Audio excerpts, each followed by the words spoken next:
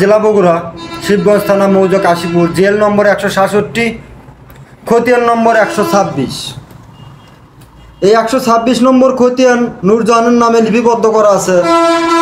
62তে আছে রেকর্ড হওয়ার কথা নূরজাহানের যে ওয়ারিশ, এই যে গাজীউর রহমান ও সাইরুদ্দিনের নাম, সেখানে পাশাপাশি চলে আসছে হানিফ মণ্ডলের নাম।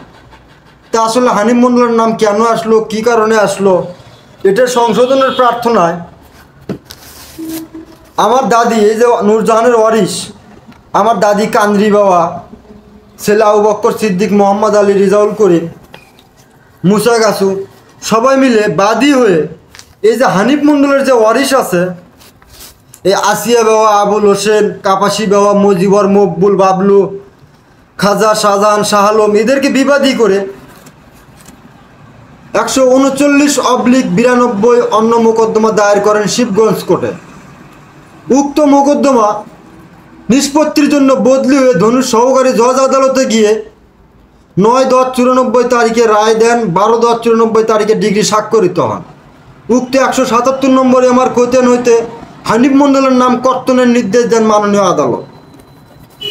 পরবর্তীতে কি করেন, এই যে হানিফ মণ্ডলের ওয়ারিশ যারা, এই যে আসিয়া বাবা, আবুল হোসেন, এই কান্দ্রি বাবা দিগরকে বিবাদী করে 35/97 মোট ছানি মোকদ্দমা দায়ের করেন। উক্ত ছানি মোকদ্দমায় কান্দ্রি বাবা দিগর কন্টেস্ট করেন। উক্ত ছানি মোকদ্দমা 11/7/2002 তারিখে মাননীয় আদালত নামঞ্জুর করে দেন। পরবর্তীতে তারা কি করেন, পরবর্তীতে তারা আবারও এই কান্দ্রি বাবা দিগরকে বিবাদী করে এই রায়ের বিরুদ্ধে 145/2002 মোট আপিল মোকদ্দমা দায়ের করেন। উক্ত মোকদ্দমায় কান্দ্রি বাবা দিগর কন্টেস্ট করেন। উক্ত মামলা নিষ্পত্তির জন্য বদলি হয়ে স্পেশাল জজ আদালতে মামলা নম্বর 54/2004। উক্ত মোকদ্দমা 28/11/2011 তারিখে মাননীয় আদালত খারিজ করে দেন। আমরা উকিলের সঙ্গে পরামর্শ করলাম, জেলা জজ কোর্টের উকিল অ্যাডভোকেট আলমগীর স্যার, ওনার সঙ্গে পরামর্শ করলাম, স্যার আমরা কি করব। তা আলমগীর স্যার আমাদেরকে বলল, আপনারা ভূমি অফিসে একটা মিস কেস করেন। আলহামদুলিল্লাহ, আমরা ভূমি অফিসে মিস কেস করলাম। শিবগঞ্জ সহকারী কমিশনার ভূমি কর্মকর্তা ডাকলেন, আপনারা কাগজপত্র নিয়ে আসেন। আমরা কাগজপত্র নিয়ে গেলাম। ওনারা কি করলেন, কাগজপত্র ছাড়া গেলেন, যা সেখানে সময়ের আবেদন করে আসে। এই যে আবুল হোসেনের ওয়ারিশ, আব্দুল কুদ্দুসের ওয়ারিশ মমতাজ আলী, খোকন মিয়া ও আবুল হোসেনের ওয়ারিশ শহীদুল, সেকেন্দার, শফিক, রফিক, নান্নু মিয়া, নুরনবী মিয়া ও তার কন্যা সন্তান এবং স্ত্রীদেরকে নিয়ে এবং উক্ত মোকদ্দমার যারা বাদী ছিল তাদেরকে সঙ্গে নিয়ে এই যে 35/15/2015 সালে 2015 সালে দেখতে পাচ্ছি উক্ত মোকদ্দমায় আমরা কন্টেস্ট করি। 2015 থেকে 2023 8টি বছর মামলা চালালাম।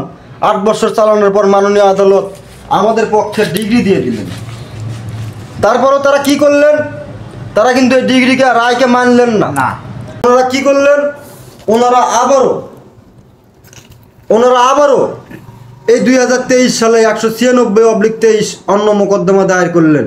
উক্ত মোকদ্দমা প্রায় 2 বছর হয়ে গেল, এখনও মামলা সাক্ষীতে আসলো না। তাহলে একটা মামলা চালাতে দীর্ঘ সময় লাগে 10 বছর।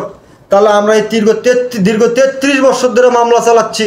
পর আমরা 4বার ডিগ্রিও পেলাম, কিন্তু আমরা সমাধান পাচ্ছি না। তাহলে আমরা কোথায় যাব? সোনার বাংলার খেটে খাওয়া দিনমজুর অসহায় মানুষগুলো কোথায় যাবে, কার কাছে যা দাঁড়াবে? আমরা গ্রামে সালে বিচার পাচ্ছি না, আমরা পরিষদে বিচার পাচ্ছি না, আইনের আশ্রয় নিয়েছি, সেখানেও বিচার পাচ্ছি না।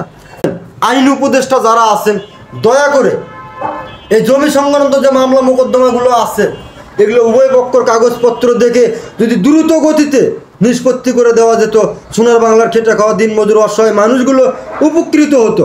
কারণ এই মামলা থেকে যায়, মানুষ মরে যায়, মামলা শেষ হয় না। একটা মামলা যুগের পর যুগ চলে।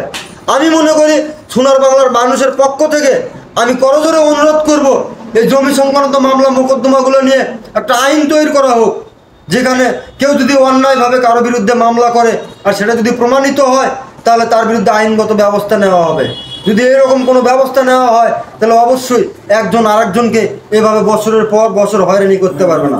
আপনারা কি বলেন? ঠিক, ইনশাআল্লাহ ঠিক কথাই বলছেন। দেখেন, সুন্দর কথা বলছেন। দীর্ঘ 33 বছর ধরে আমরা মামলা চালাচ্ছি, পরপর 4বার ডিগ্রি পেলাম, একটা করে মামলা 8 বছর 10 বছর করে চলে, চলার পর মাননীয় আদালত ডিগ্রি দিয়ে দেয়, ওনারা কি করে বারবার আপিল করে। তাহলে আমি গ্রামে বিচার পাচ্ছি না, আমি পরিষদে বিচার পাচ্ছি না। আপনারা বলেন আমি কোথায় যাব, কার কাছে গিয়ে ন্যায় বিচারটা পাবো? আমার বাবা মারা গেল, আমার দাদি মারা গেল, কোন দিন আমার চাচা মারা যাবে, বয়স হয়ে গেছে, আমার বয়স 39, কোন দিন আমি এই পৃথিবীর মায়া ত্যাগ করে চলে যাব। তাহলে কি এই মামলাগুলো শেষ হবে না? আমার কন্যা সন্তান আছে, তারা কি এই মামলা চালাবে? না না, তা আমি চাচ্ছি উভয় পক্ষর কাগজপত্র, মাননীয় আদালত যে আমাকে 4টে ডিগ্রি দিয়েছে, এই ডিগ্রিগুলো যদি ভুয়া অকার্যকর হয়ে থাকে আলহামদুলিল্লাহ আমি সরে আসবো ওনারা, কিন্তু আমি এখান থেকে একটা রেহাই চাচ্ছি, নিষ্পত্তি চাচ্ছি।